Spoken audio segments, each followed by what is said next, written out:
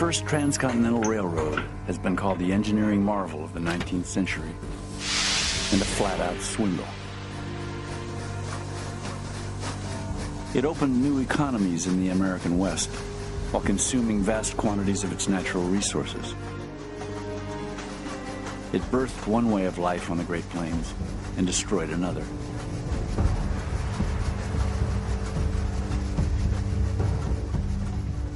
In making the road, a young nation would display its capacity for boldness, ingenuity, and industry.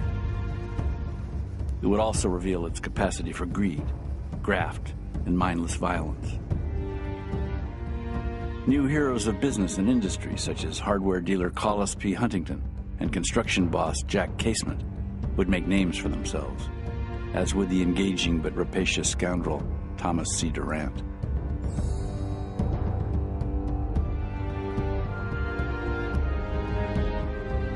These were bigger-than-life kinds of adventures that were going on out west. Here was, in essence, the railroad representing civilization moving into the wilderness.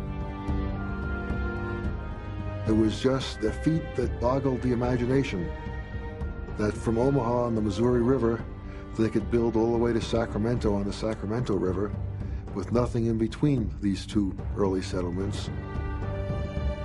The Transcontinental Railroad was the technological manifestation of manifest destiny. This was how we were going to make this all one country. Even before construction began, the Transcontinental Railroad had precious freight to bear, the hopes and dreams of an entire nation. It hauled the promise of new wealth to the filthy rich, the landless poor, and everybody in between.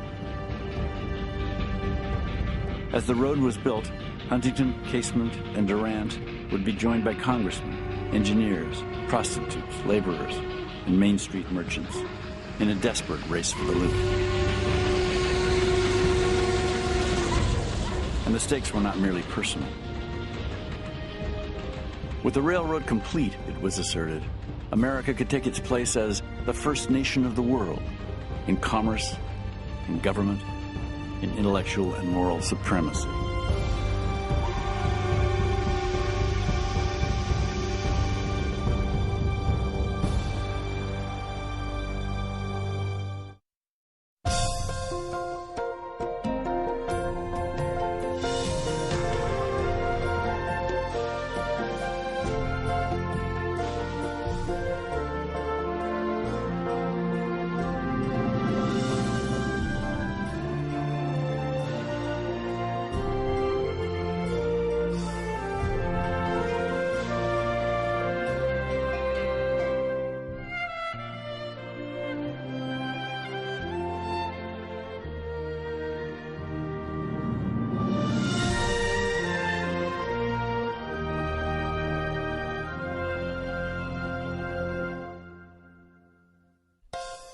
American Experience is made possible by the Alfred P. Sloan Foundation to enhance public understanding of the role of technology. The foundation also seeks to portray the lives of the men and women engaged in scientific and technological pursuit. Liberty Mutual Insurance is a proud supporter of the American Experience. And by helping people live safer, more secure lives, we're also proud supporters of the American Dream. At the Scotts Company, we help make gardens more beautiful, lawns greener, trees taller. If there's a better business to be in, please let us know. And by the Corporation for Public Broadcasting and contributions to your PBS station from viewers like you. Thank you.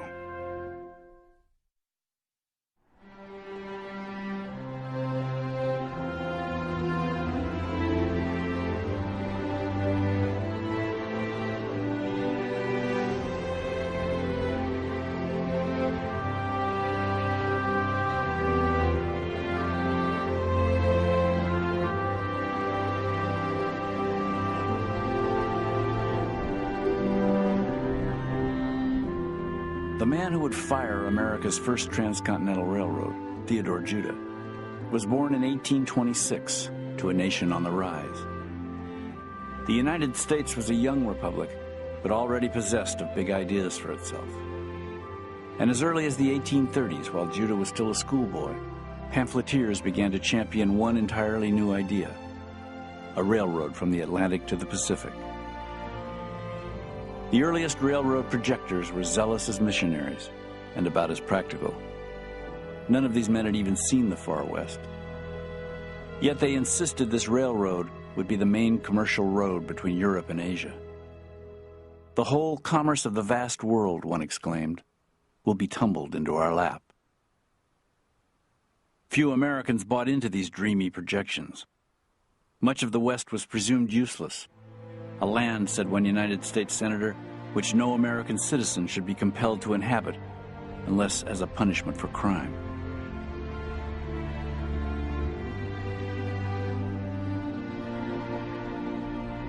There's so much land, so much space, air, the clouds, everything is almost magnified. The Rocky Mountains to the west, they're awesome. Rivers, when they're flooding, awesome. A tornado, awesome. So these things are much greater than a human being. The country was empty, essentially.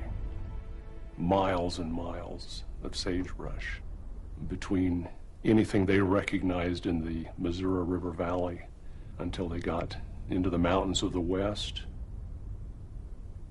It was basically a big blank slate. There were a few lonely military and trading posts out west, the Mormon stronghold of Salt Lake City, and about 350,000 Indians, some friendly, many not. And as discovery of gold in California began to draw travelers across that land, those who made the nearly 2,000-mile trip found out how malicious the interior West could be. It was 5 months of sheer misery, and there were many people who died along the way, whether by the hands of Indians or from dysentery or cholera, accidents, starvation, lack of water. The 40-mile desert got its name during the overland immigration to California during the gold rush. It was the distance from the last good water of the Humboldt River as it evaporated and trickled into the sand before they finally got to the Truckee River. 40 miles without water in a world that's powered by animals is a long distance. As the animals had difficulty, they might have to lighten their loads. And so they might have tossed aside things like cook stoves, rocking chairs, furniture, almost any type of household goods. And certainly all along those trails, there are graves where people had to bury their loved ones and move on without them. There was a danger of the bodies being dug up by wolves and other predators, so usually people would be buried right on the trail itself, and then the constant tapping down of all of those covered wagons going past would just harden the earth and make it impossible for the grave to be desecrated. So most of the graves were not marked, and there's no way of knowing how many thousands of people died along that route.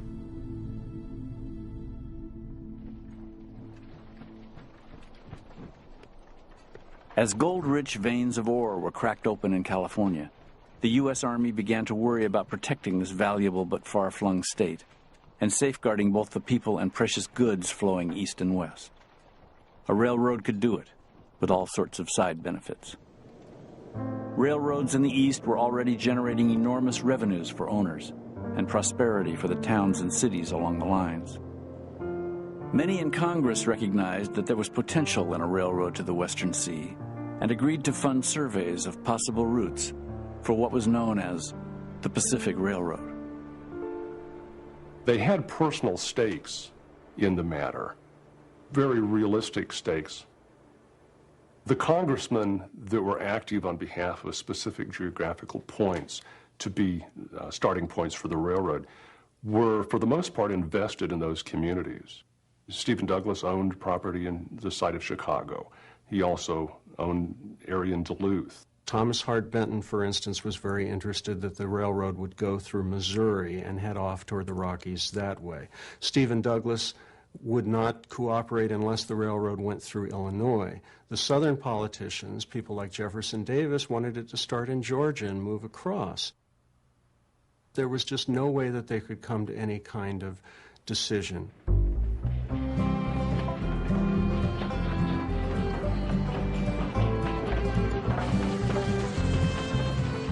Though Congress appeared to be hopelessly deadlocked, the idea of a coast-to-coast railroad had captured the imagination of engineers all over America, and none more than Theodore Judah. Judah was a practically trained civil engineer, having begun work on eastern railroads at age 13, before heading west in 1854 to build the first railroad in California. His wife years later said that Theodore Judah took the job that took him to California because he wanted to have something to do with the Pacific Railroad. I suspect every civil engineer in the United States at the time wanted to have something to do with the Pacific Railroad. He really had what his wife liked to call the Pacific Railroad bug. And there were some people in Sacramento who called him Crazy Judah because he was such a monomaniac about the railroad. Theodore Judah had passable engineering skills, but a genius for friendly persuasion. He could rhapsodize about 90-ton locomotives with driving wheels 14 feet in diameter, pulling freight and passengers across the plains at 100 miles an hour. Judah also understood that before investors came on board, they wanted to know what it would really cost to build the road through prairie, desert, and mountains, to grade and bridge and tunnel, and to lay nearly 2,000 miles of iron rail. But Judah simply didn't have the money to conduct the sort of survey that would answer those questions. So he went to Congress to try to get a few happy incentives for potential investors. When Theodore Judah arrived in Washington in the fall of 1859, talk of slavery and secession was crowding out all other business in the nation's capital. Still, he pressed his case. Even without a proper survey, Judah insisted a railroad could race across the plains, scale the Rockies, and push easily through the Great Basin. The biggest obstacle was the Sierra Nevada mountains, and he'd yet to find a way through. In his earliest projections, Judah's railroad would skirt the range to the north. In 1860, he's still thinking in terms of a railroad coming around the northern part of the state. And up until that time, he had never been in the Sierra Nevada looking for railroads. But in July of 1860, California is a different world than it was when he left the previous October. Everybody is trying to get to Virginia City, Nevada. The Comstock was discovered in late 1859. California had basically been in a depression for 5 years. The gold rush had been over, and suddenly there's silver just across the mountains, and there's this huge rush from California to Virginia City. And people are beginning to think they could build a railroad to Virginia City. There's suddenly financial incentive to build directly into the Sierra.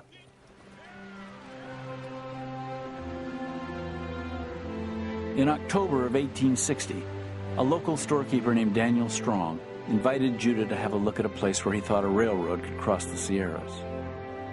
If it worked, Strong knew, it was the straightest line to the Comstock lode, and his little town of Dutch Flat would prosper.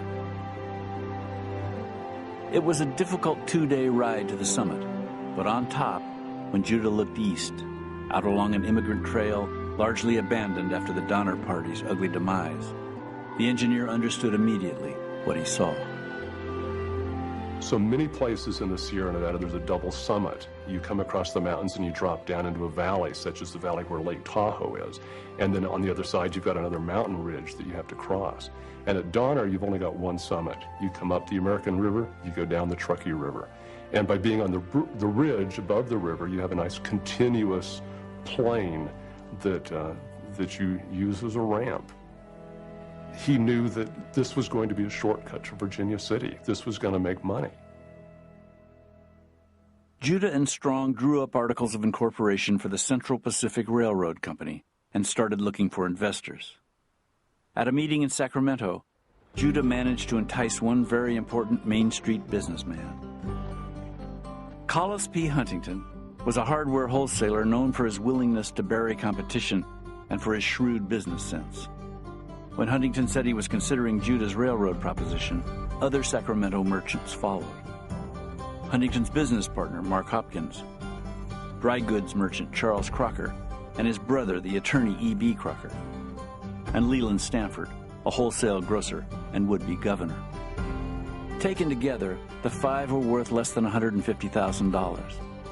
They were mistrustful of others and fiercely protective of their solid credit ratings. But with California's gold rush waning and their revenues falling, this new project offered some hope.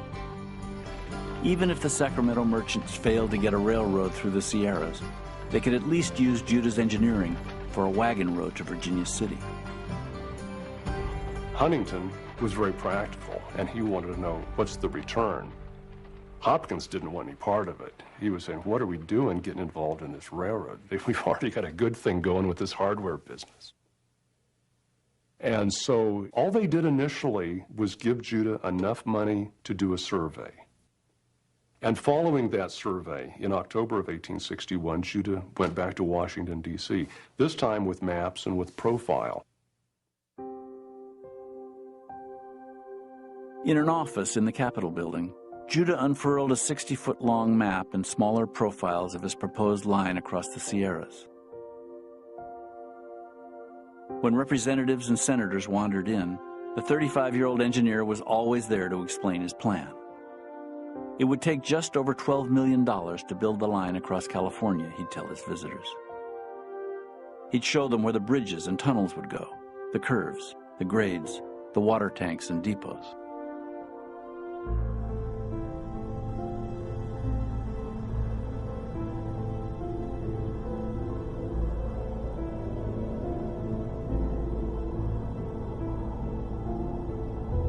Looking at a map was one thing, but what Judah would have to face in reality was the 7,000-foot high Sierras with the terrible weather, the 30-foot snow drifts, the mudslides, the deep rock cuts that had to be done, the tunnels that had to be dug. It was going to be a tremendous amount of work to actually get this dream across the mountains. In the Sierras, Judah's plan called for bridging rivers and ravines, carving 20-foot-wide shelves out of sheer mountain faces, and driving 18 tunnels, one more than 1,000 feet long, through solid granite. And there was not a manufacturer on the Pacific coast who could provide them locomotives or railroad cars, let alone drills, spikes, and rails. Many in Congress shied at starting such a difficult and costly project as the Civil War raged.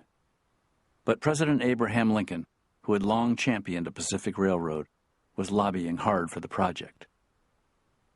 Lincoln had a problem. The Federal Union was falling apart. He was fighting a costly and bloody civil war to put the Union together. And here we had three Pacific states, California, Oregon, 1859, Nevada, 1863, three Pacific states that were a continent away. It was essential for the conduct of the Civil War to have California money. California had a fairly strong secessionist movement. There was no way of guaranteeing that California would remain in the Union. That railroad is essential to keep the two coasts together.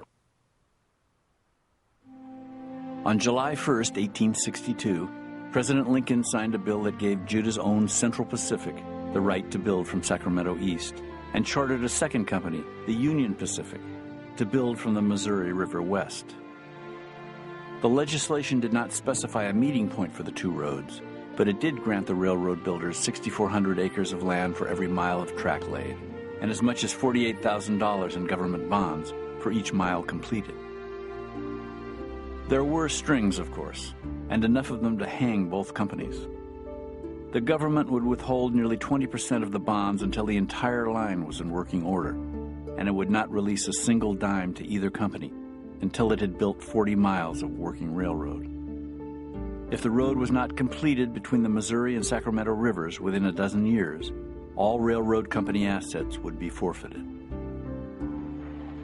When Theodore Judah returned with a franchise to build a Pacific Railroad, I think his partners, and at that time they were all equal partners in this corporation, I think they were a little bit surprised and realized that it was time that they had to put up or shut up. On the morning of January 8, 1863, with Judah notably absent, the Central Pacific began work with great fanfare. In downtown Sacramento, where the railroad grade began, thousands of people watched California's new governor, Leland Stanford, throw the first shovelful of dirt. From the bunting-fronted grandstand, dignitaries heralded the coming of a mighty tide of wealth, such as mankind has never realized before. When the party broke up, the CP partners found themselves alone. Few others were willing to invest in such a dicey project. When they began issuing contracts to local construction firms, it proved a mess. They discovered that the contractors were bidding against each other for the fairly limited labor market, and they weren't getting the job done. And so it seemed to them that a better way to do it was for one of them to go out and just have one contract and supervise and coordinate all of the construction effort. And for whatever reason, Charles Crocker was the man that became the contractor initially. And Theodore Judah was uncomfortable with that. He just did not trust Crocker. He didn't trust the idea. He was afraid that these men were going to try to bleed the railroad dry. He wasn't convinced that they were really serious about doing it. Judah didn't have a good working relationship after the start with the Big Four, and they really took the reins in their hands after they could see there was feasible civil engineering ways of going through the mountains, and that's what they did. They left Judah by the wayside. Even as their crews were grading along Judah's line, the Sacramento shopkeepers were slow in paying their chief engineer. They canceled contracts Judah had made with ironmakers in the East, even questioned his lines of survey. In the summer of 1863, there's a showdown, and they basically tell Judah, either you buy us out or we'll buy you out. But there was absolutely no way they were going to go down the same path together from that point on. Officially, Judah was still carried as chief engineer of the Central Pacific Railroad. But Judah sailed east for the East Coast in the fall of 1863. He had seen grade built. He had seen a bridge built at Sacramento. He had not seen any rail laid. He had not seen any locomotives. He had not seen any part of the railroad. Judah is heading to New York. We know that he's looking for partners there to help him buy out these guys in California that he's not getting along with. Judah was really convinced that he could find some backers in the East. He maybe even had them lined up. So he and his wife got on the boat and headed down to Panama, crossed Panama, got on another boat heading for New York. And we will never know who those secret partners might have been, because Judah contracted either typhoid or yellow fever along the way.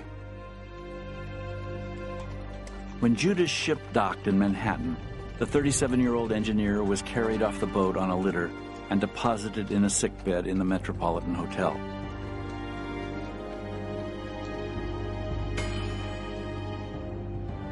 On October 26, 1863, while Judah lay a continent away, the first rails of the Central Pacific were spiked to their ties.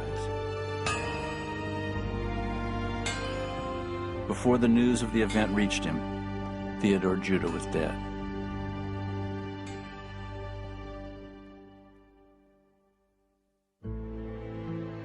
The 1862 Railroad Act did not specify a starting point in the East. Railroads had already been built out past the Mississippi River, so the jumping-off point for the new road would be somewhere along the Missouri. But again, Congress could not agree. The burden of decision, like so many other burdens, fell on the stooped shoulders of President Abraham Lincoln. In November of 1863, 2 days before he gave the Gettysburg Address, Lincoln puzzled over the maps and financial affidavits provided him by the Union Pacific Company. Lincoln knew the 450 miles across Nebraska's Platte River Valley offered a cheap and easy start. He also knew he had political favors to repay, so he chose, as the eastern terminus, Council Bluffs, Iowa. He was nominated in 1860 on the third ballot. Seward had been leading on the first ballot, and his managers made all kinds of deals. And the bulk of the Iowa delegates to the Republican National Convention switched over to Lincoln, and he really owed them something after the 1860 election. And this was kind of a payoff to Iowa. This was happy news for Thomas Clark Durant. The vice president of the new Union Pacific Railroad Company was heavily invested in real estate just across the river in Omaha, Nebraska. That real estate would be much more valuable if the railroad west began there. So the real terminus, as far as Durant was concerned, would be Omaha. Thomas C. Durant had begun his professional career as a doctor of ophthalmology, but found the world of business a more invigorating occupation for a man of his thrusting personality. He was a restless, energetic man who loved making money and knew how to do it. In fact, throughout his life, Durant showed a remarkable integrity of purpose. The Civil War, he discovered, was a bang-up way to cash in on contraband cotton. Durant comes across to me as a scoundrel. He's like someone that would bet on the other team. He would manipulate the market against his own company, just for his own personal fortune. He was a tremendous stock manipulator. In one episode, he made $5 million in 1 week, pushing the stock of one railroad down and the stock of another railroad up, and then going back into the original stock. Durant had seen railroads being built across Michigan and into Illinois. He knew that there was a lot of money to be made. But usually it was along the side. His whole life with the Union Pacific, he really, I don't think, cared whether it actually got finished. He just wanted to make as much money along the side as he could, and the people who worked under him knew that. Durant's earlier railroad projects were small potatoes compared to the Union Pacific. This new road was the biggest single government-funded construction project ever, and the 43-year-old Durant wasn't going to miss out. He managed, illegally, to get control of $2.2 million worth of shares in the Union Pacific, installed his own straw man as president, and took charge of the company. In 1864, in hopes of getting extra government aid, the doctor distributed $435,000 in cash and $250,000 in bonds among legislators, their proxies, friends, and relatives. If you think it's safe, Congressman Lorenzo de Medici Sweat wrote to Durant, please let me into some purchase of stock, will you? I will give my personal attention to your interests here. The Honorable Sweat and his colleagues passed a revised railroad bill in the summer of 1864. The new act doubled the land grants, permitted the UP and the CP to borrow money in advance of the line build, and ceded to the railroad companies all coal, iron, and precious minerals found on the granted lands. With these new enticements in place, Durant set up a separate corporation, a top-secret entity called Credit Mobilier. Only a few of Durant's special friends were offered stock in the new company. The Credit Mobilier was almost a revolutionary business practice at the time.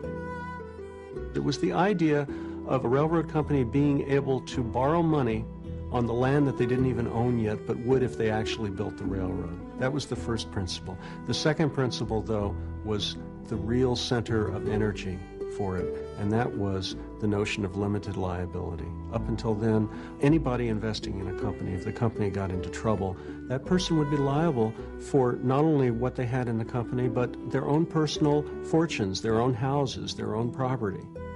But with this new idea, if a company got into trouble, the investor would only lose his investment. And this was a kind of an insulation that had never been practiced in business before.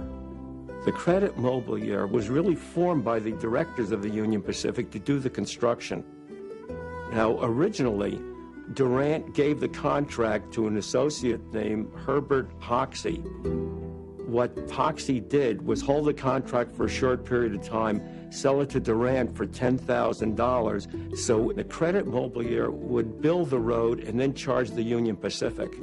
In effect, Durant was paying himself for building the railroad. The Hoxie contract called for building the railroad up the Platte Valley at $50,000 per mile. Peter Day was the chief engineer, and he made the statement that anybody who charged $50,000 for a railroad down the Platte Valley was nothing but a thief. The contract was worth $12.5 million for building the first 247 miles of the Union Pacific Railroad. Peter Day figured it would cost half that. The rest was pure profit. But the doctor knew nobody was really watching. Congressional oversight was virtually non-existent. So Durant's next move was the boldest yet. They were being paid by the mile, so why not make the line longer? So what he did was he took a perfectly good railroad survey and he lengthened it with this tremendous oxbow-shaped route that went out in a different direction from Omaha and added about $500,000 to Durant's pocket in the bargain.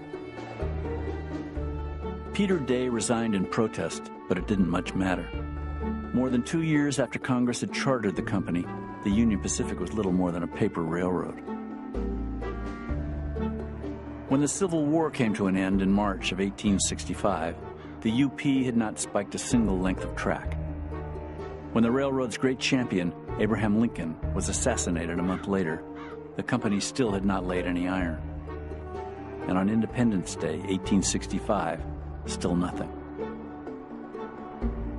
Many in Congress were wondering if they should simply cut losses and withdraw support from the Union Pacific Railroad. Thomas C. Durant had good instincts for self-preservation, and he understood it was now in his interest to start building a railroad. Suddenly he cared about nothing else. He just sent a veritable blizzard of telegrams out to the poor people who were working for him out on the line, saying, hurry up, we are far behind our time. What are you doing wrong? I can replace you very easily. I want more work out of you. I will not accept no for an answer, and I will not accept failure. Day after day, Durant wired his crew bosses in Nebraska. Do you or do you not want more men to lay 60 miles this fall? If so, what kind? If men are not fed well and made comfortable, they will not stay. See to this. What is the matter that you can't lay track faster?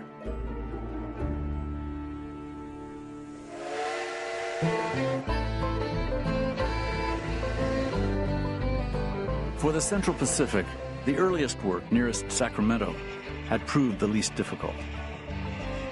By the spring of 1865, the company had received more than $2 million worth of federal and state bonds for track built, and had revenues in both passenger and freight service for the 31 miles between Sacramento and Newcastle. Collis Huntington had moved to New York, where he could arrange for shipments of iron and raise East Coast money. Charlie Crocker had found a construction boss, the profane, hard-driving James Harvey Strobridge, who could run the mostly Irish immigrant crews. But Strobridge had constant problems finding dependable men to fill grading and track-laying crews. California still had a small population, and most laborers preferred work nearer the comfort of town or out in the goldfields. They put out handbills all over Northern California advertising they needed 5,000 workers immediately for good pay. They advertised for 5,000 and 200 showed up. And they were absolutely desperate. They finally had the money. Money was burning a hole in their pockets, and what were they going to do? Charlie Crocker suggested to their labor boss, James Harvey Strobridge, let's try some of the Chinese from down in the valley and see if they work out. And Strobridge didn't like this idea. He said, they can't be good workers. They're too weak. They're too insubstantial. Strobridge did not feel that the Chinese were physically able to do the kind of heavy labor that was required, especially in the Sierra Nevadas, the rocks, the granite, the moving of this massive material. And Charles Crocker said, no, they can do it. They built the Great Wall, they can do it. Crocker persuaded him to try 50, and the 50 worked out, so they tried another 50, and those 50 worked out. So then they hired another 100, and slowly but surely the labor force built up. They especially recruited the Chinese. They sent out circulars saying, you know, good jobs in the railroad, and it attracted us. We needed the money. In the Guangdong province of China, decades of flood, famine, war, and depression had left much of the population without a decent living. Many men left home for railroad jobs in America to support their families. Others left simply to make a new life in a new land. I don't think they saw the West as a white country. They saw it as a country, just a country for anybody. And the Chinese wanted a peace. They were willing to work for it, but they wanted a peace for themselves, a peace for their families.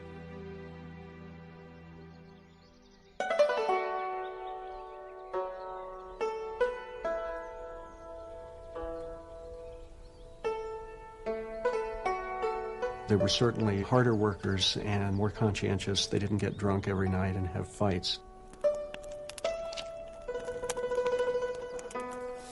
But one of the most interesting things that I think kept them going was just the question of diet. If you went to the Irish camps, you would find them eating boiled beef and boiled beans and drinking boiled coffee. And if you went over to the Chinese, you'd begin to smell the fertile aromas of garlic and cuttlefish and stir-fried pork. When they drank, they didn't drink from ditches. They drank boiled tea. And they also didn't come down with dysentery the way the Irish workers did because of this boiled tea.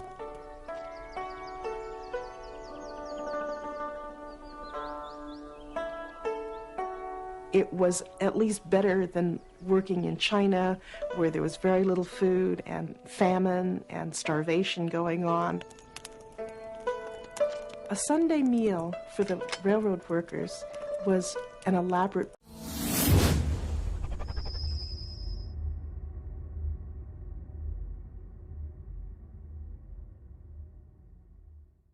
banquet in their eyes. They would have imported foods from China that they were familiar with. Oysters, dried meats. They would have pork and chicken and abalone. This was really a magnificent meal.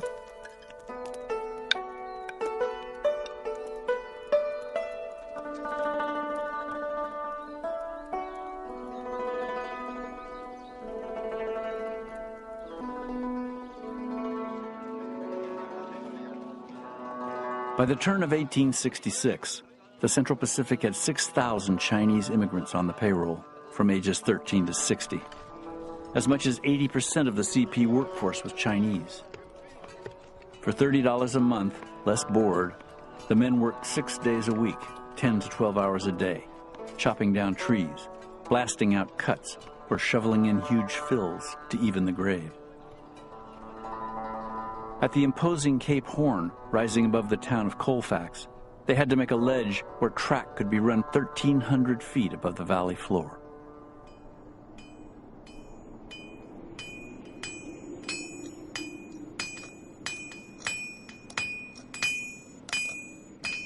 The only way to get the railroad line across was to start slow, to carve out a narrow shelf just wide enough for a man to walk.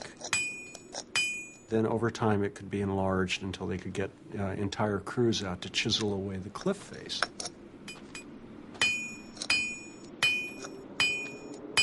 They had cut a very hard rock. It had to be cut by hand, tediously cut by hand. It's hard, back-breaking, dangerous work. They lowered them by ropes, probably looping them around trees a couple of times up on the top.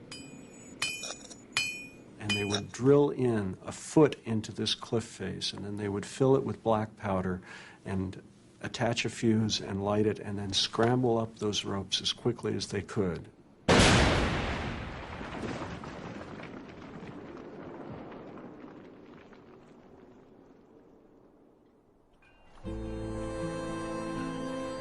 By midsummer 1866, track-laying crews were pushing out beyond Colfax, 55 miles east of Sacramento, laying 350 iron rails, 2,500 wooden ties, and 10,000 spikes every mile. And that was the easy labor. Grading remained the bulkiest work. Up to 500 kegs of black powder a day were spent blasting through cuts. Deep ravines had to be bridged by wooden trestles or dirt fill. As the crews pushed farther up the western slope of the Sierra Nevada, shale, sandstone, and cemented gravel began to give way to granite.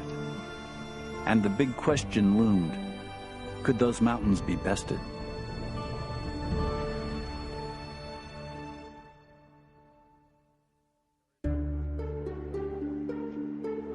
Out on the Great Plains, Thomas C. Durant was still in a swivet.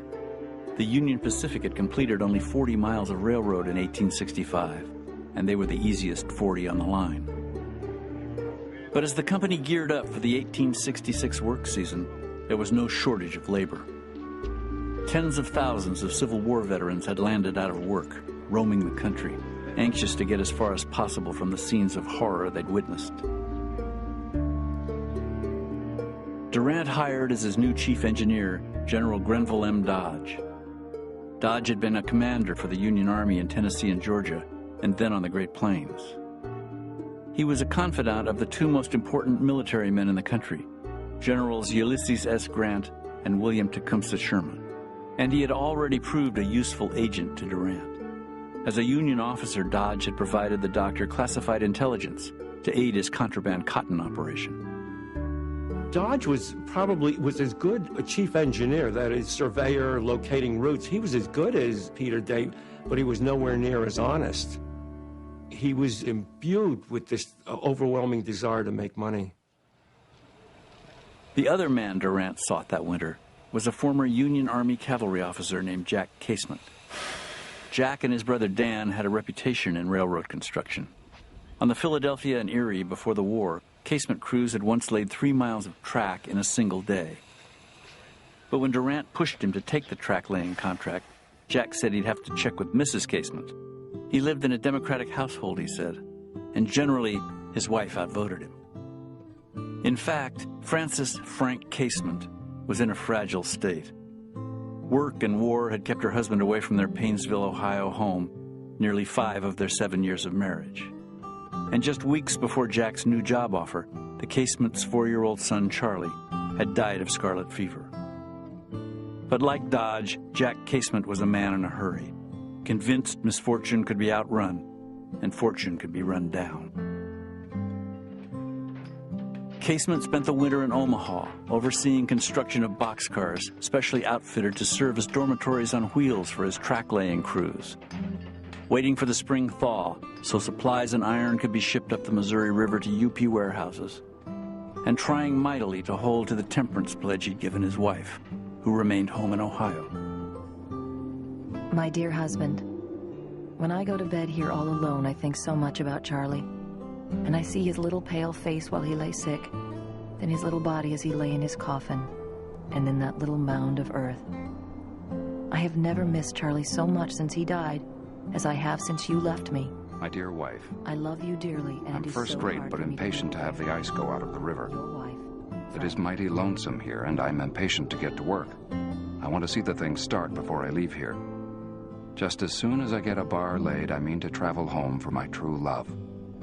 I love you more than all the world besides. My dear husband. Write to me often. How many God bless lonesome you Sundays and I keep have you had in the past Jack. 5 years, and I suppose I must expect more if I live. This cold weather does not look much like opening up the river, does it? I am trying to be patient, but it is rather hard. My dear wife. Good night, dearest. The river is beginning to rise. Frank. I've been working with a few men grading and putting in a sidetrack. We will commence track laying next Monday. God bless you and keep you happy, Jack. The flat Nebraska prairie presented little difficulty for UP crews. The real obstacles were the people who saw themselves as stewards of the land: the northern and southern Cheyenne Indians, the Sioux, and the Arapaho. Skilled on horseback and with bow and arrow or rifle, These tribes moved by season from field of plenty to field of plenty, from hunting ground to hunting ground, sustained by the seemingly inexhaustible supply of buffalo. The buffalo is a great symbol and great being to the Plains people because it's really their staff of life, and even more than that.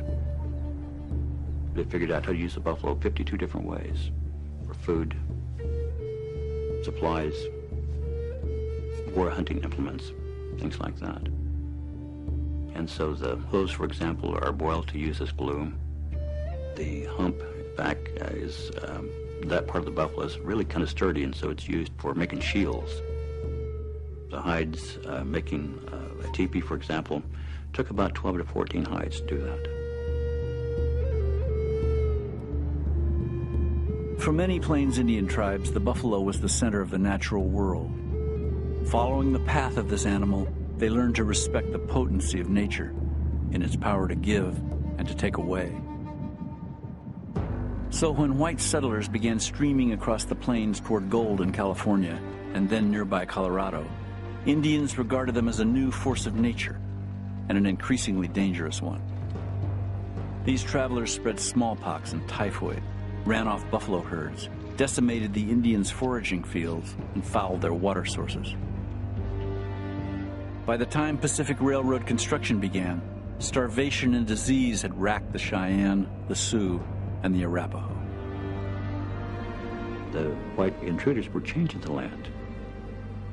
The game was becoming more difficult to find. Elk and buffalo, antelope was becoming more difficult to pursue because the people on the wagon trains, they also needed food. And obviously you had warriors who were, especially young warriors, who were very upset by this. Though many of the Plains Indians remained on friendly terms with the Anglo-American travelers, the more militant tribes treated them as they would any other rival. They robbed and looted wagon trains, raided settlements and ranches, stole horses, mules, and cattle. On occasion, they killed, scalped, and mutilated their victims. Peace was fragile. Settlers rarely tried to distinguish between friendly and unfriendly Indians. U.S. militia units didn't always recognize a white flag. More and more white settlers came and coveted more and more of the land. Governor Evans of Colorado Territory in 1864 abrogates the treaties with the Plains Indians, and then he encourages Colorado militias, vigilante-type militias, to go attack and raid the Indian camps. And in 1864, the camp of a Cheyenne chief, Black Kettle, was raided, and about 140 men, women, and children of the Cheyenne were badly butchered by these vigilante militias. They were clubbed, stabbed, shot. Accounts at the time talk about Indian women trying to crawl away from the carnage and being chased down and killed.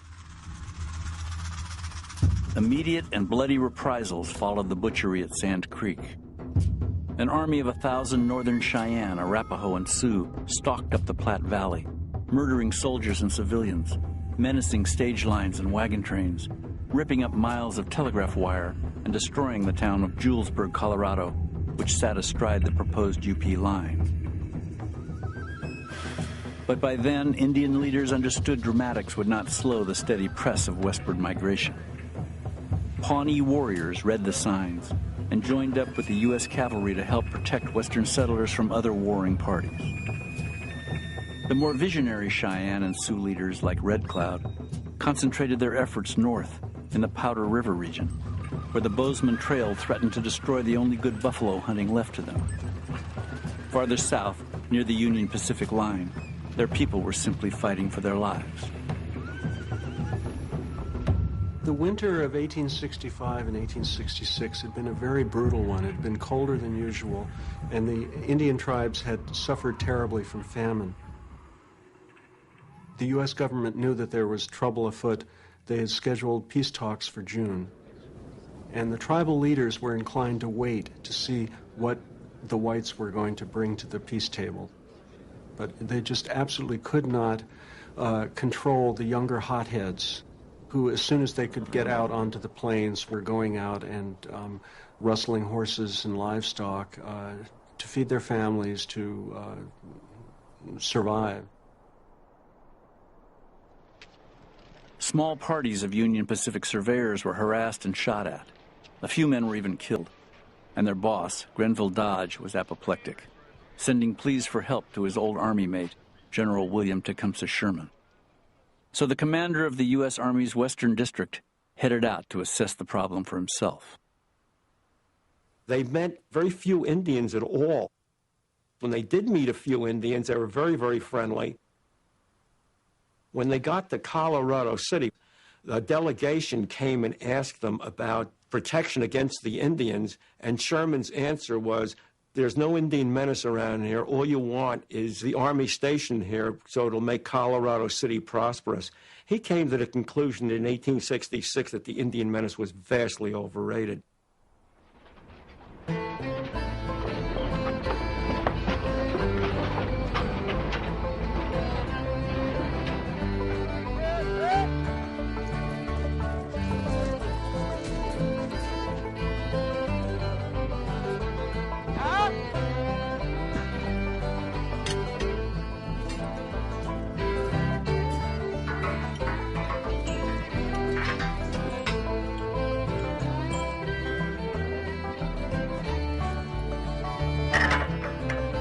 By the summer of 1866, the casement crews were a juggernaut. In July, they built past the 100-mile mark. By fall, past the 100th meridian. Jack Casement's men made as much as 3 miles in a day, fixing into place 300 tons of iron rail in 12 hours' time, moving down the tracks in the 85-foot-long rolling dormitories Casement had built. Casement knew how to manage men. He knew how to get a 10 or 11-hour day out of his workers. He was very efficient and tough about moving forward. The model of organization, the marshaling of material, logistically, etc., was done along military lines. A lot of the construction workers were Confederate and Union soldiers used to taking orders and the discipline that this kind of work required. Plus you had thousands of poor Irish who'd just come over after the potato famine. They'd filled up the teeming cities of the East and slowly been pushed westward.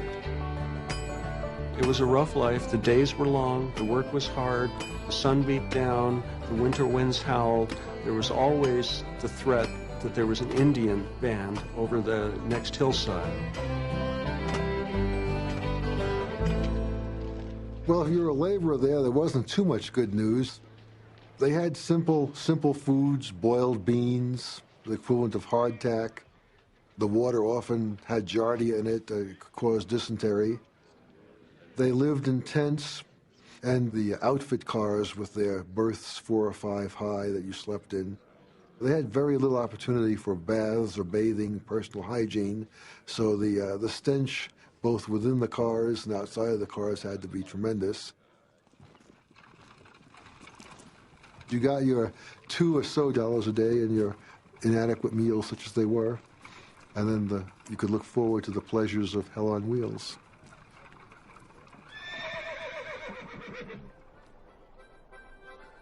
Hell on Wheels was a town made to carry.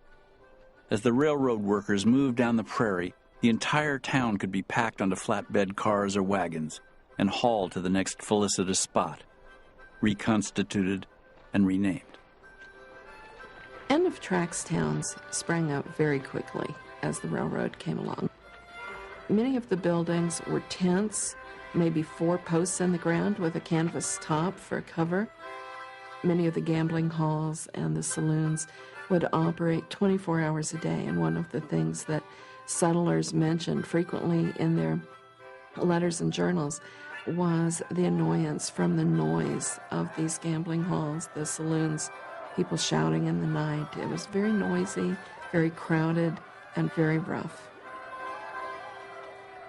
Most of the women coming along in that point were entrepreneurs.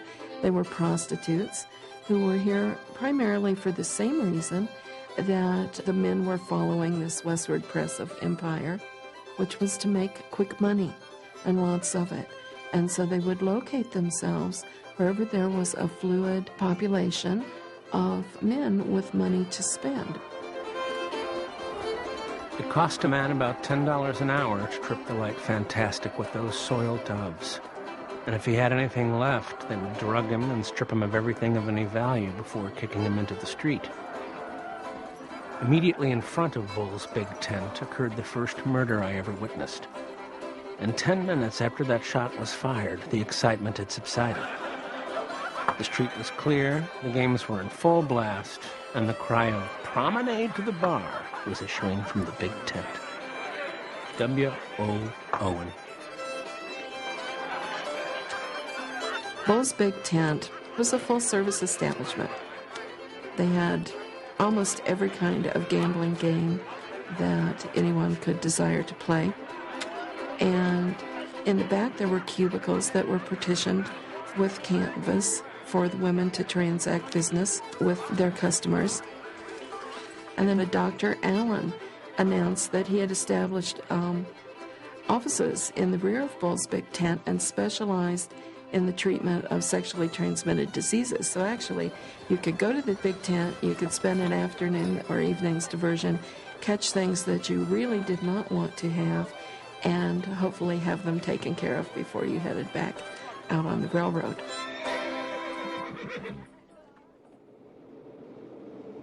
As winter brought work to a halt in 1866, many railroad workers settled into the lascivious comforts of the newest end-of-track town, North Platte, Nebraska. Jack Casement had much to celebrate. His crews had made 265 miles in 1866, and back home in Ohio, his wife had given birth to a son. But not even that happy news could pull Casement from his pursuit of money. General Jack decided to stay on in North Platte to make a little extra on side bets. That winter he built a boarding house, a general store to cash in on his free freighting privileges, and a cattle ranch so he could take a contract to provide beef to his own UP work gangs. Dear Jack, be careful of your health. And for the sake of our little boy, more than for your own sake, beware of the tempter in the form of strong drink. My dear wife. Do come home as soon Here as it is, possible. almost Christmas, and I'm Your still wife, here. Frank. If I get home on New Year's now, I shall feel thankful. There's so much to do. We want 200 or 300 cows for next summer, are building a large ice house, have built a good slaughterhouse and blacksmith shop, wash house and corral. So you see, we are getting quite a ranch. Darling, be as patient as you can. You don't want to see me more than I do you. My dear husband, God bless if and you keep don't you come happy. home and stay with us some this winter, you will never know anything more of this baby than you did of your first. Your wife, Frank. Jack Casement wasn't about to go home, not now that America was watching. With the North and South reunited, the nation had finally turned its attention to the joining of East and West. The railroad line was crawling with correspondents and photographers. A new and exotic dateline, End of Tracks, festooned newspapers across the country. Telegraph wires strung alongside the tracks carried news of the Iron Road, its daily progress, and the future it promised. Great indeed will be the vitality of the Republic when the warm blood from its heart pulsates to the remote extremities. This magic key will unlock a world-encircling tide of travel, commerce, and Christian civilization. All that stood in the way of this new bounty was the road's completion. But that would prove more difficult than anyone imagined.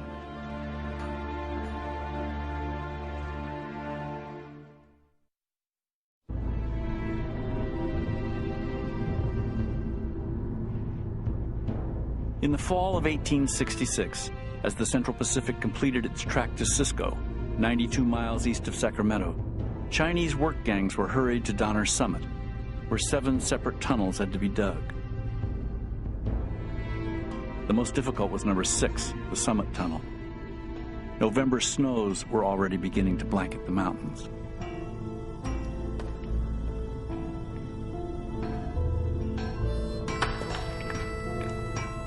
44 snowstorms hit the summit that season. But inside the man-made caves, work continued, around the clock in 3 8-hour shifts at 4 separate headings. One on the east side, one on the west, and 2 in the center, where the men had to be lowered by ropes 100 feet down an 8 by 12-foot man-made shaft.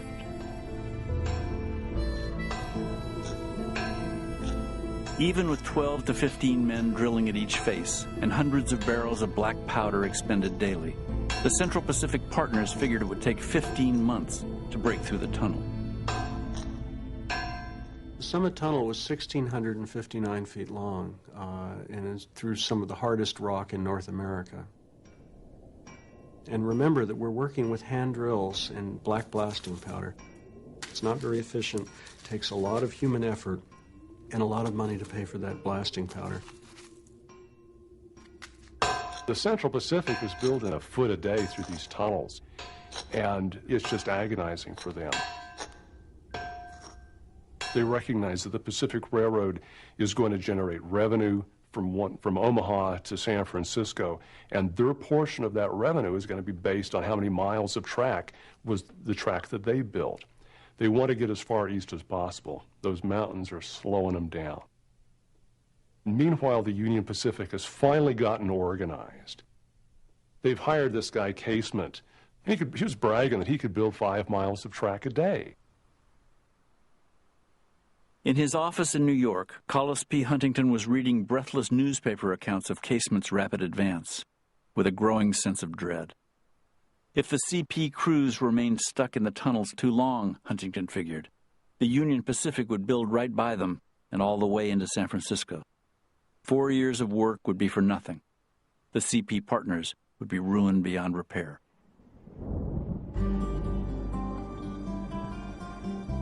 The Central Pacific's best hope was a dangerous gamble: liquid nitroglycerin. Nitro was the most powerful explosive ever made and the least stable. In 1867, transportation of liquid nitro was illegal in the state of California, and for good reason.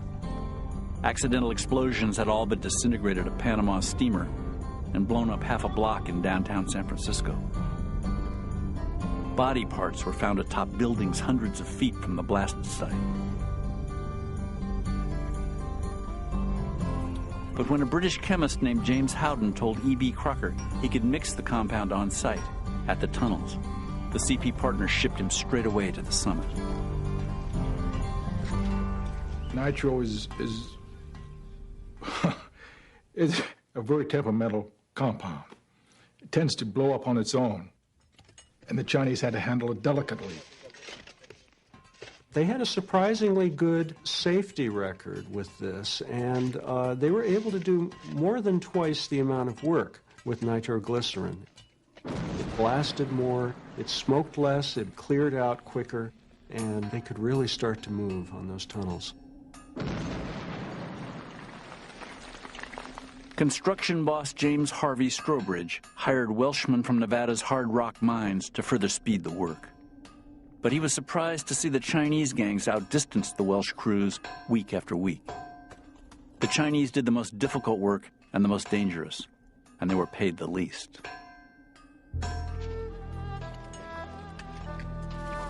Californians had suddenly come up with the idea that these Chinese were good workers, and so they were being hired away from the Central Pacific.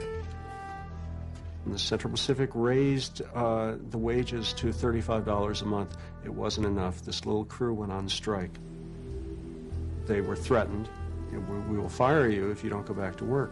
So they raised their demand to $40 a month, and it got around to the other camps, and then all of a sudden all of the Chinese camps were on strike.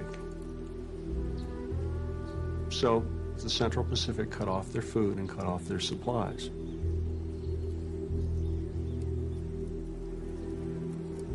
Strobridge and Crocker, they weren't thinking of the Chinese as human. You never thought of the Chinese as having a family, never thought of the Chinese as having a wife, never thought of the Chinese as supporting people across the ocean. And the Chinese were. And they thought, well, the Chinese can live on $1 a day. It's the white man that really needs the money.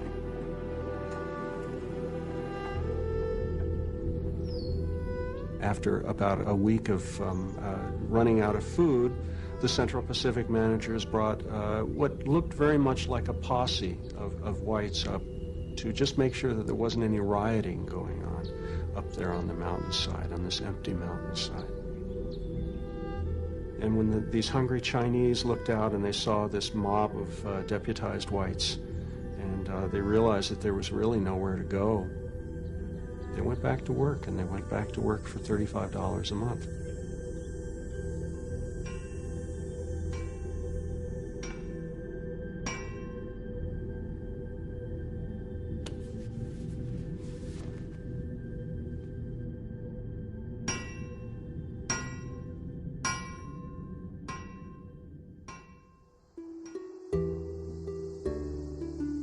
From its inception, all that slowed the Union Pacific was bad management and politics.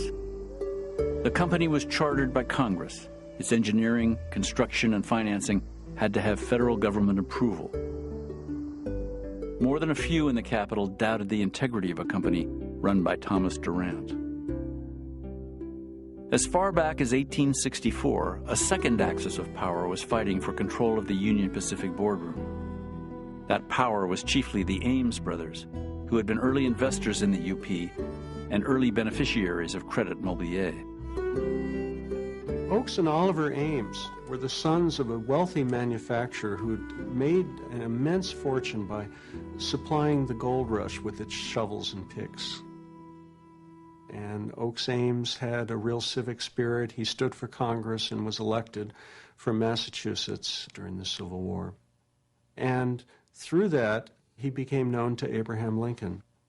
And Lincoln took Oakes Ames aside and said, I want you to get involved in this Union Pacific business. If you don't take hold of it, no one will, and it's not going to get done. And if you do this, it would be a great service to the country, and it would make you the most remembered man of the century. By the summer of 1867, the Ameses and their Boston counting house friends had gained controlling interest from Durant and installed Oliver Ames as president. The doctor had begun what would become a blizzard of lawsuits against the board, but remained as vice president, director, and major stockholder. Whether they liked it or not, Durant and the Ameses were in harness together. Durant still provided remarkable drive. The Ames brothers provided respectability. When Oakes sprinkled Credit Mobilier stock through Congress, he did it quietly. What Oakes Ames did was to pass out only 343 shares that were worth $200 each to members of Congress to influence them in voting for things for the Union Pacific. And no one received over 100 shares of stock. It really amounted to nothing, but it showed how easy it was to buy the influence of representatives and senators.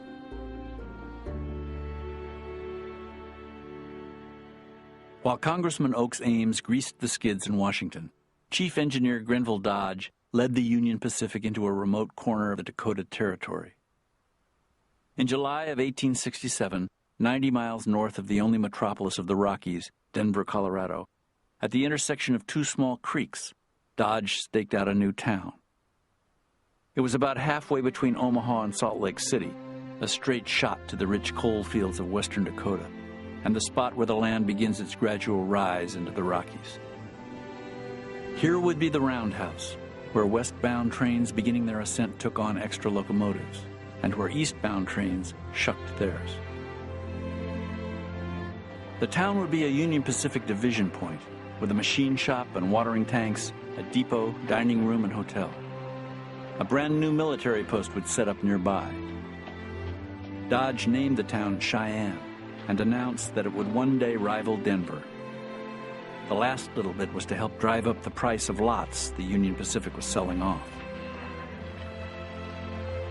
It wasn't going to be like those other hell-on-wheels towns that were going to be there just as long as the track layers were coming in to buy their liquid refreshments, etc. It was going to be a place that was going to endure because the railroad said it was going to endure. Within a week, there were people locating there, and within a month, there were businesses that were established there. There were speculators, there were fly-by-night operators that simply wanted to follow the tracks. But there were also a number of people who had made some determination that they were going to move their families out to this area, and they were going to put down roots and establish themselves. All America was watching the railroad's progress, and some folks were inspired to hop on the train. Anybody traveling to Cheyenne on the railroad in 1867 saw the future shimmering before them. Railroad workers had dropped off to take up farming along the line in Nebraska. Their wives and children had followed. Towns behind the end of tracks were filling in, becoming safe for schoolmistresses and seamstresses. The most adventurous kept heading west, toward Dakota Territory and the magic city of the plains. By September of 1867, Cheyenne's population was in the thousands and rising. A newspaper went to press, with plenty of advertising columns full of the new businesses setting up on the main streets.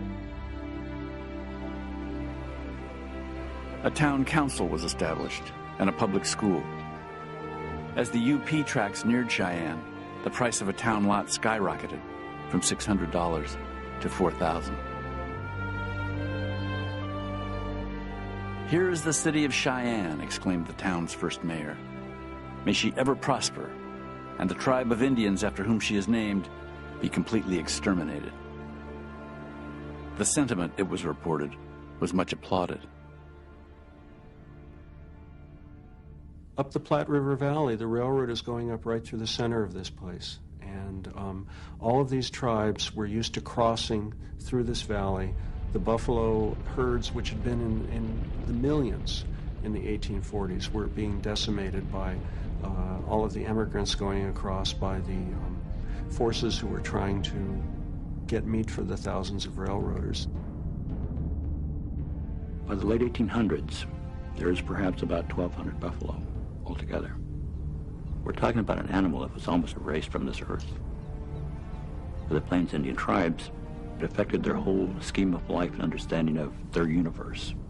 And they saw that their life was being taken away from them. There were people coming out on the train that were shooting buffalo from the train as they were passing through the plains.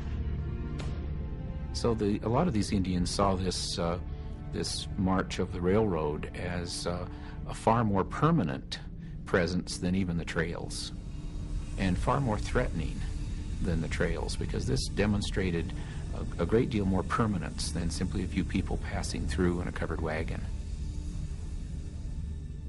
Plains Indians began to realize that they were going to have to do something and to fight for their lands, in a way to fight for the buffalo.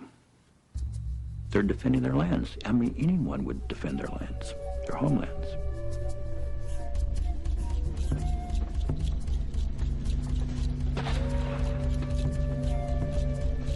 In the summer of 1867, Union Pacific advance men were being picked off with growing frequency.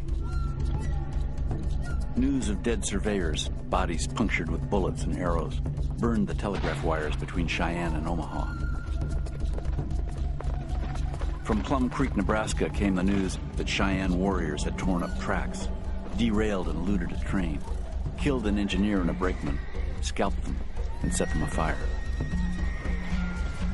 Their charred bodies were soon on display at the Plum Creek station, as was telegraph repairman William Thompson, who had escaped alive but skinned. In a pail of water at his side was his recently removed scalp.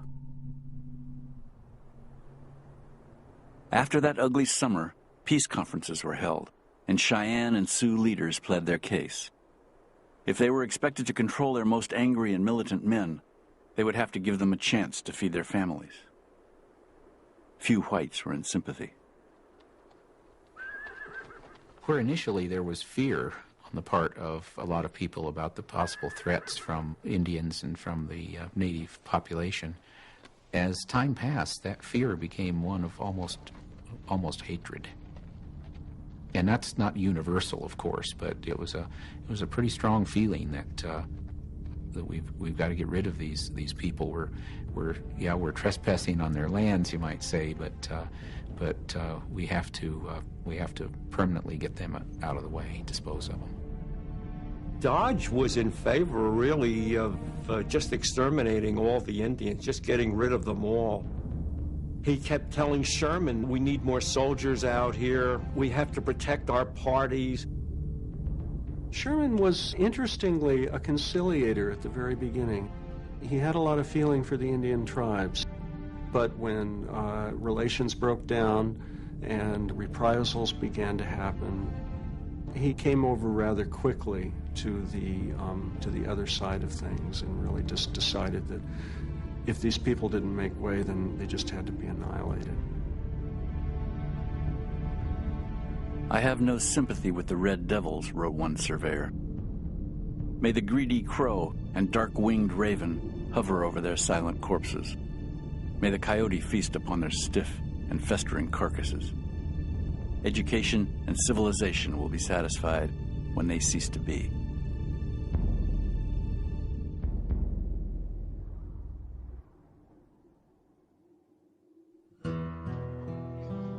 In new towns like Cheyenne and Laramie, where the front lines of Western culture pushed through, the march of civilization was no ennobling procession. Let's face it, cutthroat types who will probably be on wanted posters in post offices today were busy operating there. So if you protested that you were shortchanged or someone was cheating at the cards, they're liable to follow you outside and do bodily harm to you or even kill you. Laramie tried to mount a town government, to seat a town government. The town council and the mayor resigned after 3 weeks, saying the town was so wild it was virtually ungovernable. And a number of the more unruly members of the community took over. Con Wagner, Asa Moore, Big Ed Wilson, and some of their cronies. It was the consensus of opinion that something had to be done. Accordingly, a vigilance committee was organized, and its first act was the hanging of a boy known as the Kid. This act of the vigilantes served only to intensify the bitter feeling of the lawless element, and these now threatened openly to burn the town. Finally, the respectable people had decided the town had to be brought under control. Something had to happen. And so there was a vigilante sweep through Laramie. Prostitutes and other undesirables were loaded on flat cars in the Union Pacific Railroad and sent off to Rawlins, the next end of track town, which probably wasn't all that wonderful for Rawlins. But others, such as Wagner, Moore, and Wilson, were hanged. And because of the scarcity of trees in Laramie at that time, finding places to hang people was a bit of a challenge. And so Wagner and his cronies were hanged inside a cabin from the rafters, and they were also shot, I believe, before they were hanged. So it was a bit of overkill. People wanted to be sure they were rid of Wagner and Moore and the scourge they were bringing to the town. Early the following day, my chum and I hastened to the Keene log building and viewed the bodies. We then returned to the streets and had been there only a short time when our attention was attracted to a body of men coming down the street. The party had in their midst a man known as Long Steve, who was talking excitedly. He begged them to let him go. "Boys," he said, "for God's sake, let me go, and I'll start right down that railroad track and never stop till I get to Omaha." They then crossed the street to a telegraph pole which stood near the Union Pacific Railway Company's oil house and executed the poor wretch in the presence of a large crowd. The hangings made Laramie about as safe a town to live in as could be found on the continent. W. O. Owen.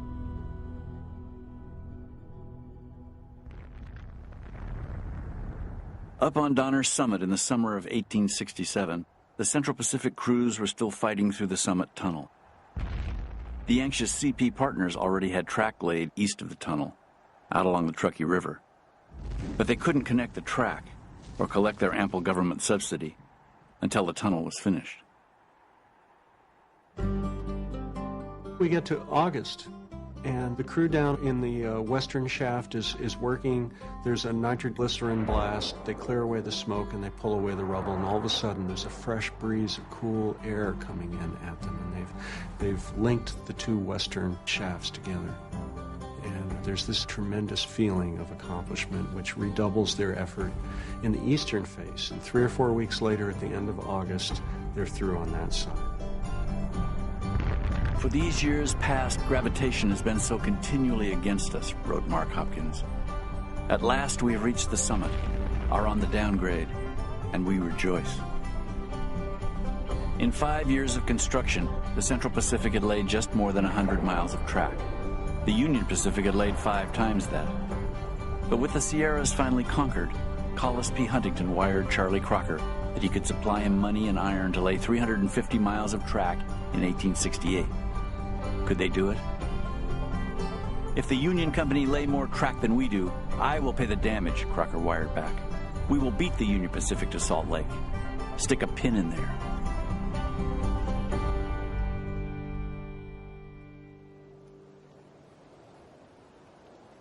In the spring of 1868, on a windy plain 8,200 feet up in the Rocky Mountains, 30 miles west of Cheyenne, 530 west of Omaha, the Union Pacific Railroad laid rails at the highest point on the Transcontinental line, and Thomas Durant shot off a telegram to Central Pacific President Leland Stanford, announcing the achievement.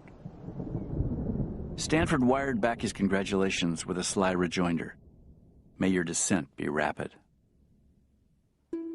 The effect of the original railroad legislation was just now becoming clear. It had made the two companies bitter rivals. This was a zero-sum game. Every dollar gained by one company was a dollar lost to the other. And only one company would get the valuable coal fields in western Wyoming and eastern Utah. "I'll be damned," Durant had said, "if I would not prevent the CP from coming more than 200 miles east of California." In the nation's capital especially, it was beginning to look like the fight would be costly. We have Congressman Oakes Ames down in Washington. The Credit Mobilier had just declared a dividend. It was quite a high dividend. And the congressman got wind of it. And this almost anonymous man from Massachusetts walks out to his desk in the Hall of Congress, and all of a sudden he is just absolutely surrounded by congressmen and senators looking to buy into this Credit Mobilier, to get whatever they could for free if possible, or perhaps to be loaned the purchase price. And he couldn't keep up with it. These were men who would be voting on railroad legislation, and yet they were becoming stockholders in the very company that was getting the railroad built. Collis P. Huntington was passing out cash and stocks, too, in hopes of winning the rights to the Wasatch coal fields east of Salt Lake. "If $100,000 will get the line located," he wrote to Hopkins, "I shall get it done."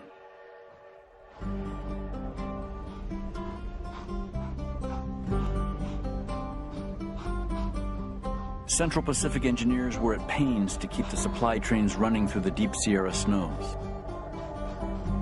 High in the California mountains, carpenters were constructing 37 miles of wooden snowsheds, using 65 million linear feet of lumber.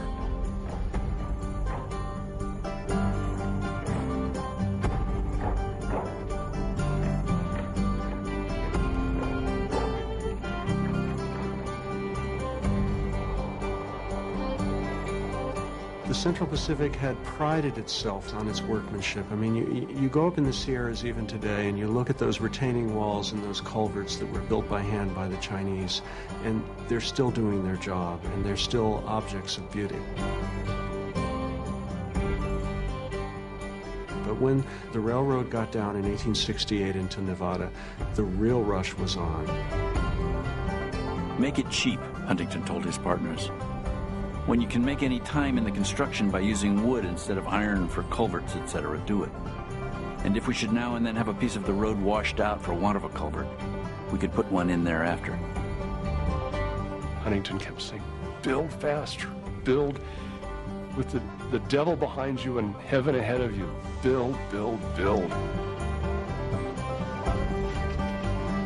Speed was never easy for the Central Pacific. Everything from locomotives to rails to spikes still had to be built at ironworks in the east, and then sailed around the tip of South America to the San Francisco docks, loaded onto steamboats, and shipped up the Sacramento River. Schedules rarely held. Much-needed spikes, rails, and rail chairs sat under becalmed sails. A locomotive sank in the Hudson River, parts of another in San Francisco Bay. Rail fell overboard into the Sacramento River. Shipments that made it to the Sacramento docks were packed onto trains for a perilous ride forward to the work crew. By 1868, 51 CP locomotives were pulling freight trains and passenger cars on only one track. The Central Pacific used a standard system known as timetable and train order operations. Conductors carried timetables, but they had to wait for telegraph orders at every station before they could proceed with their 50-ton locomotives, pulling hundreds of tons worth of iron. Racing up and down steep grades, trying to make up lost time, engineers could never be sure what lay around the next curve.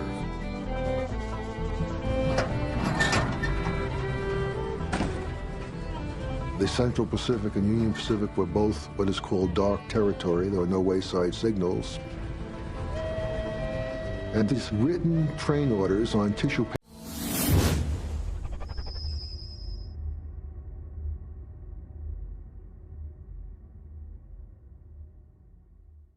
paper blanks, called by the crews flimsies, because they're on flimsy paper, are all that keeps trains apart. You send a train out, it's supposed to be at such and such a place at 2 o'clock, but you have a hot box or a flat wheel, and it can take you 3 or 4 hours to split the train, move your part of the train down to where you can leave it safely, and then go back for the car that has to be removed. And meantime, the rest of the train is left on the track. Nobody knows it's there. It might take a half a mile or a mile to stop one of those trains. The engineer could try to reverse the motion of the engine and use that as a braking force, but the main braking force was the handbrakes. You didn't have air brakes in those days, so you'd have to tie each brake on each car by hand. When the engineer whistled one whistle signal, that means down brakes, then the brakemen on top of the cars would start tying down the handbrakes. And a brakeman will start from the engine end, and a brakeman will start from the caboose. And they'll be working their way down each car, tightening the brakes. The space between cars is roughly 5 or 6 feet, and you're liable to slip, especially in the wintertime. And if he slips, probably the whole train will crash. And if the locomotive boiler or any of its pipes were broken, which they would be in a crash, the live steam could cook the meat off the bones of a person in just a matter of half a minute. In one 3-month span, there were 4 separate crashes on the Central Pacific Line. These wrecks crippled new locomotives, wasted materials, crushed and burned engineers and brakemen.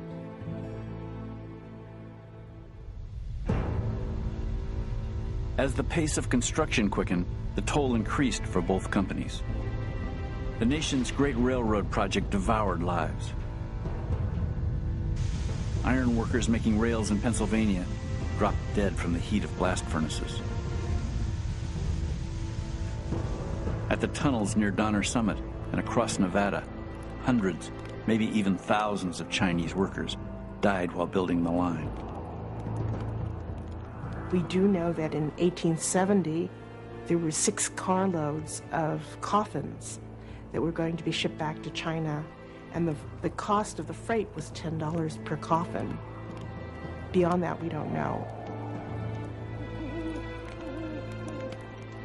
I wonder about their names, and I probably wonder about the names till the day I die. The bodies were just buried by the wayside, and later, you know, some of them were moved and went back to China. And unfortunately, not one name The railroads didn't take names. They only took bodies.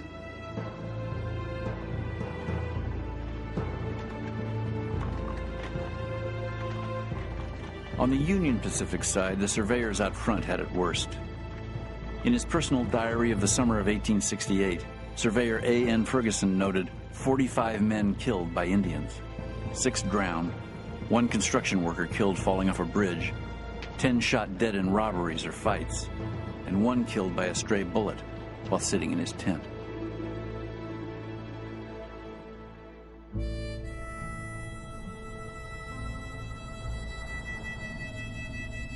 That summer was the most brutal yet for the men on both sides of the line.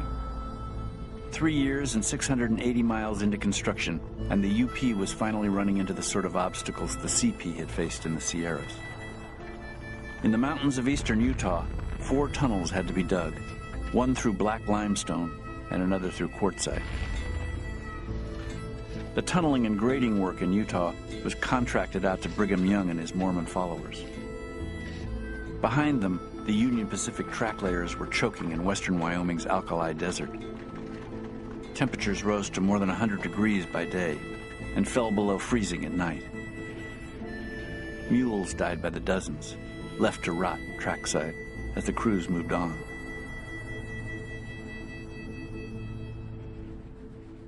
"500 miles west, Charlie Crocker's Central Pacific crews were working their way across Nevada's 40-mile desert, where they had to haul thousands of gallons of water a day by train to men and livestock. Curves still had to be bent by hand, literally hammered into an arc. But the CP had finally learned to build fast. In a single day, out in that Nevada desert, Crocker's crews laid more than 6 miles of rail. Speed mattered more than ever now. Big money was at stake. And with the entire nation looking on, so were bragging rights. When Casement got news of Crocker's 6-mile day, he went him one better, laying down 7 miles of rail in a single shift. After 3 years of exhausting labor, Jack Casement was pushing his men harder than ever. My dear husband, I had hoped that tonight, the anniversary of our wedding, would bring me a love letter from you, but I am disappointed. The 4th week is now passing that you have been away, and not a letter yet. My dear wife. What is the matter, dear Jack? We are bothered to get material to keep us going. Frank. We are straining every nerve to get into Salt Lake Valley before the heavy snow falls. God bless and keep you happy. My dear husband. Jack. I expect that you are bending all your energies to outdo everybody else, and to do the biggest thing that was ever heard of. There are a few things that pay in this world, and I hope that is one of them. How glad I shall be when the last mile is laid. Your wife, Frank. At the turn of 1869, surveyors, graders, and track layers were all nearly spent, and the end was not yet in sight. The issue of meeting point was still unsettled, and as such, unsettling to both ends of the track. When Collis Huntington met with Oliver Ames and Grenville Dodge in Washington to try to fix a meeting point, it devolved into a shouting match. Ames offered a point in the middle.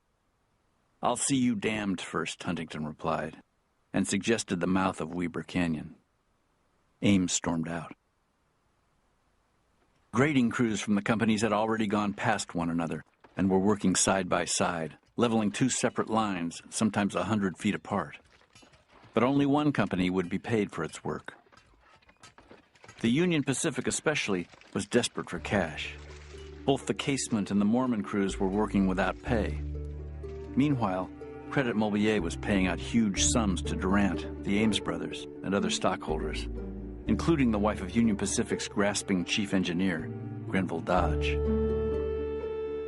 Mrs. Dodge owned 100 shares of stock in the Credit Mobilier, and the dividend was absolutely enormous. The Credit Mobilier, over an 18-month period, paid 341%.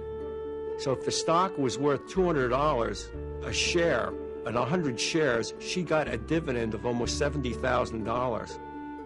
They're paying themselves all this money, and the Union Pacific has no money left. A malodorous scent was beginning to surround the entire project.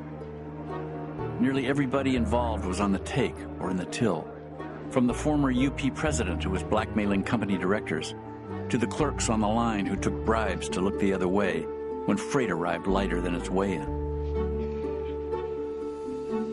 Government inspectors were rolling over for the companies. When they called the Central Pacific's construction through Nevada worthy of a great national work, Huntington wired Charlie Crocker, "I think you must have slept with them." And if construction on the CP side was shoddy, the Union Pacific shortcuts were criminal. 3 separate UP bridges collapsed under their own weight before a locomotive had a chance to test them.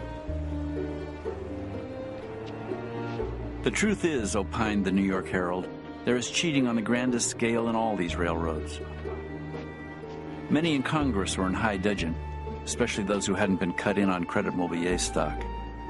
With some of the press turning sour, the federal government even delayed payments to the cash-strapped Union Pacific Company. By April of 1869, the Central Pacific and the Union Pacific knew they had better settle their hash before Congress got punitive. The two companies finally got together, and it was Grenville Dodge and Collis Huntington in a meeting place in which there was a lot of stalking out and slamming doors, but they finally decided that what they would do would be that the two railroads would meet in the Promontory Mountains at a place called Promontory Summit, the most godforsaken place that you can imagine. Collis P. Huntington had been forced to give up his dream of owning the Wasatch coalfields, and he wasn't happy about it. For CP construction boss Charlie Crocker, 8 years of work and worry were finally coming to an end. But Charlie had one last thing to prove to the Union Pacific work crews. Finally, on almost the last day, the Central Pacific held off, they got organized, and they built 10 miles of track in one day.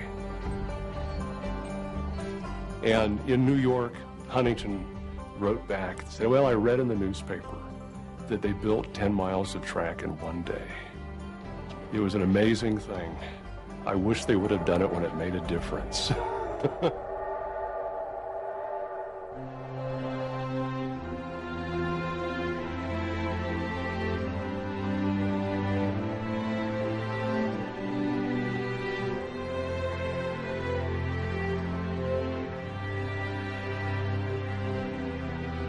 In early May 1869, the competing companies neared the north end of the Great Salt Lake, and the day of completion.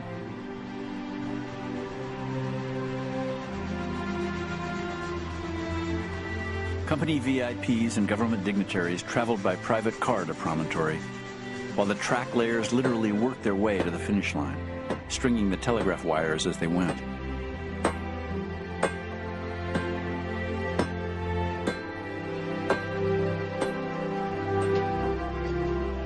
On the morning of May 10, 1869, under brilliant blue skies, all gathered at a recently tossed-together settlement in northern Utah, and the whole country listened in for news of Promontory.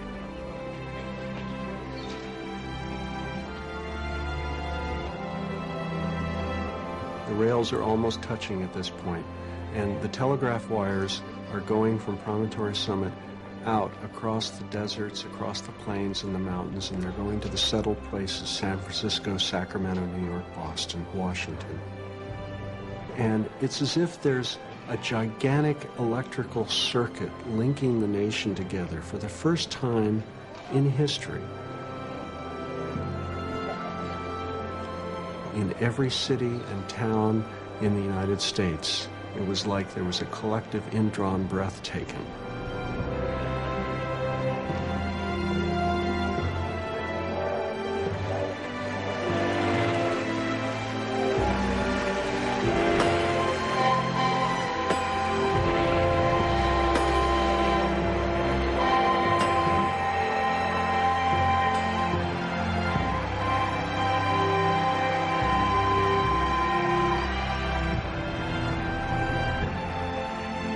When the signal flashed across the United States, a cannon faced over the Pacific and one over the Atlantic went off simultaneously, warning the world what was about to happen. Church bells and fire alarms in every city and town in the nation went off. Crowds cheered, fireworks went off, parades began, thousands of people kneeling in prayer. It was as if the entire country was suddenly linked at this moment. "'Tis finished," wrote a Union Pacific surveyor who was there that day. "This great and mighty enterprise that spans a continent with iron and unites two oceans. The future is coming, and fast too."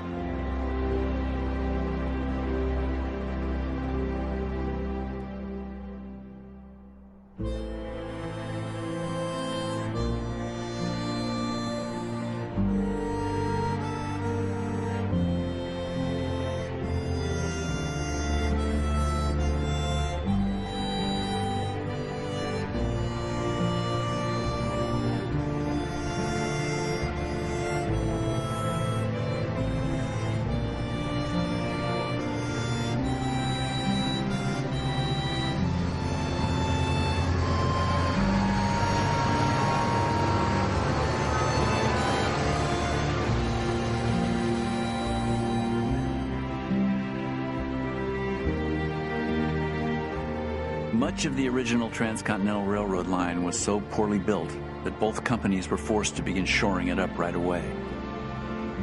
But even that first rickety road had done its job. By 1880, the two railroad companies were hauling $50 million of freight every year, much of it between Europe and Asia.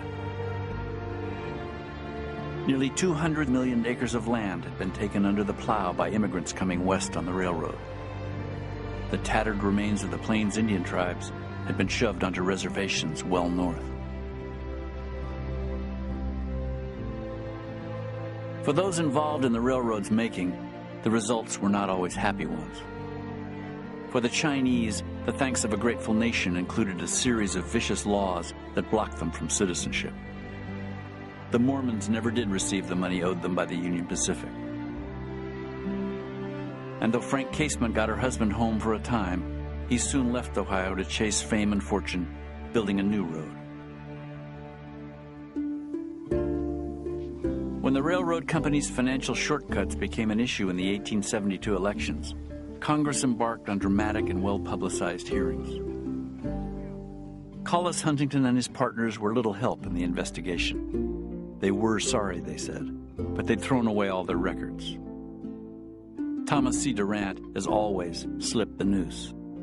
Even as he was testifying, he was buying up more than 700,000 acres of land in upstate New York, developing a new railroad. Congressman Oakes Ames, who had dealt Credit Mobilier stock to his fellow legislators, became the lone scapegoat. Oakes Ames was tossed out of the Congressional Club, and virtually everyone else got off scot-free. Ames retired in disgrace and went back to Massachusetts, and he was dead within a matter of weeks, I think just of accumulated griefs over the whole scandal. The scandals are important, the corruption, what it says about American society, what it says about what happened to the Plains Indian tribes. But on the other side of this coin is how this did bind the nation together, and it signaled a new era.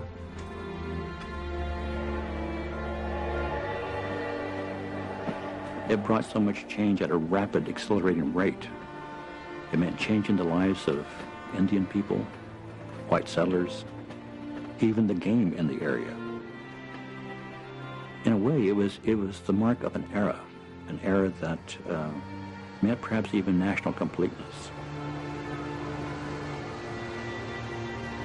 It was an enormous event for the country.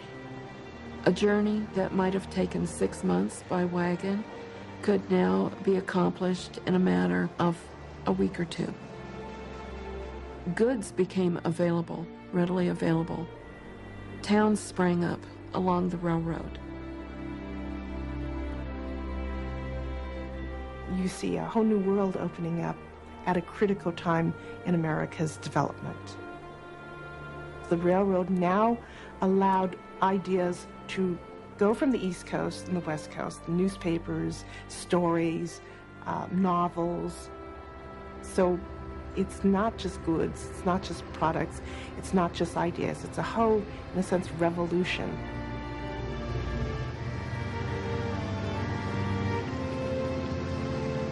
It did connect the East with the West Coast. It did, in essence, provide us with a continental culture. And it really did bind the country together.